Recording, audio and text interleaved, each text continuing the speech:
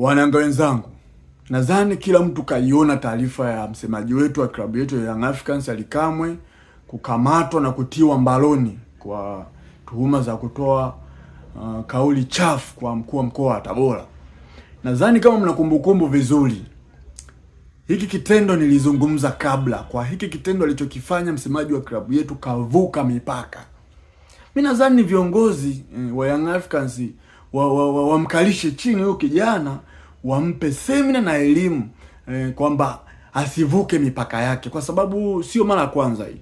Kashaitwa mara kibao kwenye makamati ya maadili kule, kashaitwa mara kibao. Amekuwa na utovu wa nidhamu, amekuwa akitumia kivuli cha usemaji wa timu kubwa kama Young Africans kuvunja sheria.